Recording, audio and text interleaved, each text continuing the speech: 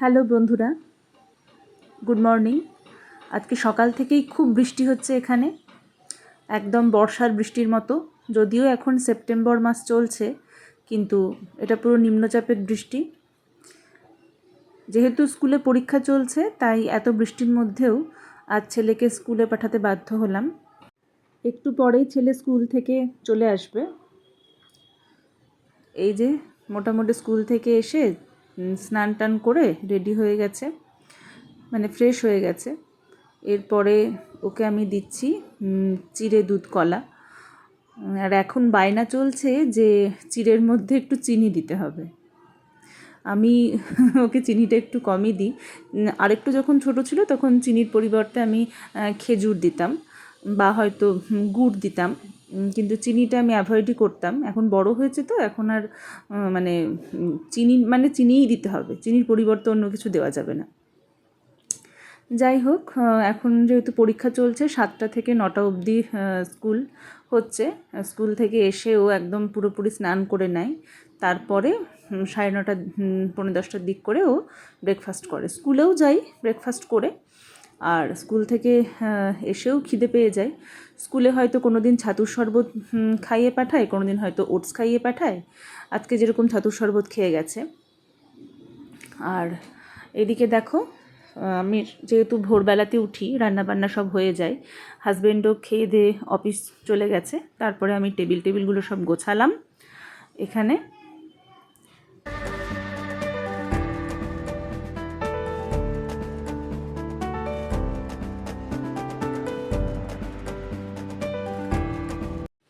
ছেলের এদিকে ব্রেকফাস্ট হয়ে গেছে, আর এদিকে আমি বসিয়েছি চা। স্কুল থেকে ওকে নিয়ে আসার পরে আমি এই টাইমে একটু চা খাই। এখন ছেলে একটু নিজের মতো খেলতে থাকে, আর আমি একটু রেস্ট নিতে নিতে একটু চা খাই। দেখুন, ক্যামেরা দেখেও খুব খুশি হয়েছে। অনেক দিন পর ব্লগ বানাচ্ছি সেই জন্য। আর এখানেও বিকেলে উঠে কী খেলবে তার একটা প্ল্যান বানানো হচ্ছে। এইমাত্র একটা অঘটন ঘটতো, চা খাচ্ছি আর ও আমাকে এমনভাবে জড়িয়ে ধরেছিল, চাটা যাই হোক পড়েনি।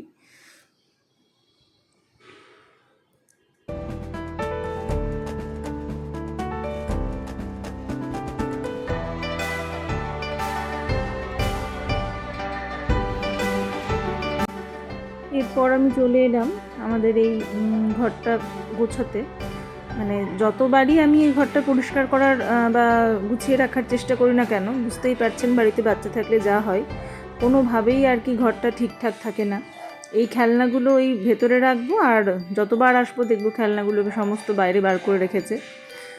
বাচ্চা থাকলে মানে সারাটা দিন এরমভাবেই কেটে যায়। হাজবেন্ড খাবার পরে এই টেবিলটা মোছা হয়নি, এখন আমরা ভালো করে মুছে নিচ্ছি।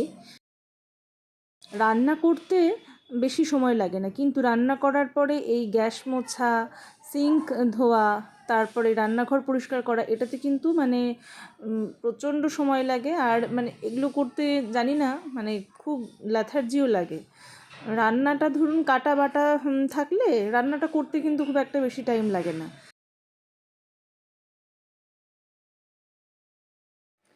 আজকে 26শে সেপ্টেম্বর, পণ্ডিত ঈশ্বরচন্দ্র বিদ্যাসাগরের আজকে জন্মদিন। তার একটা বাণী আজকে বলছি আপনাদের। বিদ্যা হলো সবথেকে বড় সম্পদ। বিদ্যা শুধু নিজেদের উপকারই করে না, প্রত্যক্ষ এবং পরোক্ষভাবে গোটা সমাজের কল্যাণ সাধন করে। বিদ্যাসাগর শুধুমাত্র পণ্ডিতই ছিলেন না, তিনি জ্ঞানের সাগরের সাথে সাথে দয়ার সাগরও ছিলেন। তিনি সমস্ত গরিব দুঃখীকে তার সাধ্যমতো দান করতেন, ভালোবাসতেন। তিনি ছিলেন মা বাবার সবথেকে আদরের সন্তান, এবং তিনিও মা বাবাকে প্রচণ্ড শ্রদ্ধা, ভক্তি এবং ভালোবাসা দিতেন। আমাদের বাঙালির গর্ব হচ্ছে ঈশ্বরচন্দ্র বিদ্যাসাগর। এখন আর বেশি কথা বলবো না বন্ধুরা, আজকের দিনের কি মাহাত্ম্য 26শে সেপ্টেম্বরের, সেটাই আজকে আপনাদের সঙ্গে ভাগ করলাম। আশা করি আপনারা আজকের দিনটা সম্পর্কে অনেকেই জানেন বা হয়তো অনেকে জানেন না।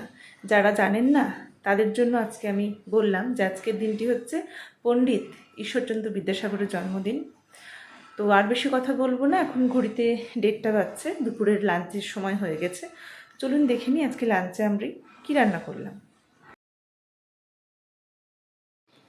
আজকে মেনুতে আছে ভাত, পটল ভাজা, আলু ভেন্ডি পোস্ত, ডাল, আর এদিকে আলু দিয়ে রুই মাছ।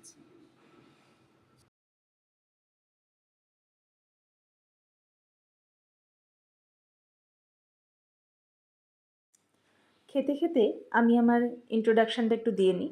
আমি তন্দ্রিমা, এটা আমার প্রথম ব্লগ। আপনাদের কেমন লাগলো অবশ্যই কমেন্ট সেকশানে জানাবেন।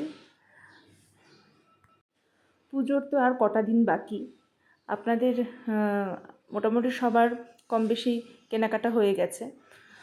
আমার কিছুটা হয়েছে, মানে হাজব্যান্ডের ছেলের কিছুটা হয়েছে কেনা, আমারও কিছুটা হয়েছে, আবার কিছুটা বাকি আছে। বাকিটা ছেলের পরীক্ষার পরে করব। আর এদিকে দুপুরে খাওয়া দাওয়ার পরে ছেলে শুয়ে পড়েছে। বৃষ্টির দিন, তাই ফ্যানটাও খুব আস্তে চলছে।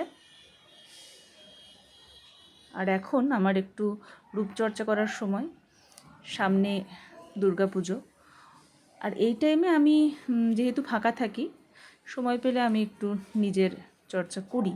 আমার মনে হয় এটা প্রত্যেকটা মেয়েদেরই করা উচিত, নিজের জন্য কিছুটা সময় বার করে নিজের যত্ন নেওয়া উচিত। বাইরে প্রচণ্ড বৃষ্টি পড়ছে, তাই জামাকাপড়গুলো ঘরে মেলতেই বাধ্য হলাম। আজকে আমি যে প্যাকটা ইউজ করেছি তার মধ্যে আছে ক্যাওলিন ক্লে আর কপুর অয়েল। আমি 3 চামচ ক্যাওলিন ক্লে নিয়েছি, 3-4 ফোঁটা কপুর অয়েল নিয়েছি, আর 4 চামচ জল নিয়েছি। ভালো করে প্যাকটা মিশিয়ে মুখে 10 থেকে 15 মিনিট রেখে দেখুন ভালো করে ধুয়ে ফেললাম। এবং প্যাকটা রিমুভ করার পরে দেখুন আমার স্কিনটা অনেক বেশি গ্লো করছে। আজকের ব্লগটা এই পর্যন্তই। কেমন লাগলো অবশ্যই জানাবেন। আমার এই টিপসটি আপনারা এটি ঘরেও অ্যাপ্লাই করতে পারেন। সব স্কিনের জন্য এটি উপকারী।